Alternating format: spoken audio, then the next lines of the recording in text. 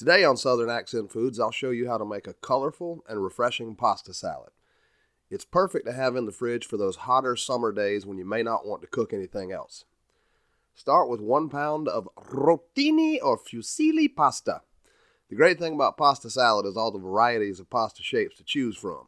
You can use spinny pasta like this, you can use flat pasta like the bow ties, or you can use short, groovy pasta like penne.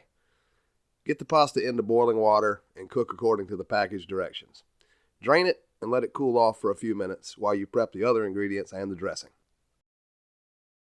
For the other ingredients, you'll need about 1/2 cup of diced red onion or shallot, about the same amount of diced red, yellow, green, or orange bell pepper, a little minced garlic, and 1 pint of cherry or grape tomatoes. This is a fantastic hack for slicing tomatoes in half. Get yourself 2 lids from pint containers or other serving containers that are fairly flat and that don't have much of a lip. Place a handful of tomatoes on the bottom lid and cover with the second lid. This way you can press down lightly on the top and run the knife through sideways so you don't have to cut each tomato in half individually. Ain't nobody got time for that. You'll also need a package of these tiny balls of fresh mozzarella. I'm not going to cut these in half because I don't like the idea of a knife being anywhere near my tiny balls. Now we'll make the dressing. This is a great, quick way to make a vinaigrette, courtesy of Jacques Pepin.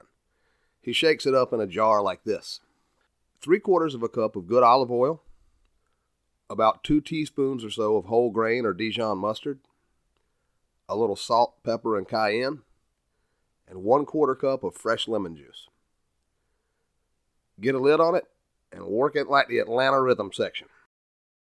It's a great way to get the vinaigrette emulsified and you don't have to wash an extra bowl and a whisk.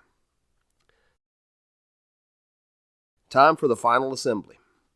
This is the most technically demanding part. Get a bowl, dump everything in, and stir. It's actually a good thing if the pasta isn't totally cooled off. If it's still a little warm, it can work with the vinaigrette and bring out all the other flavors.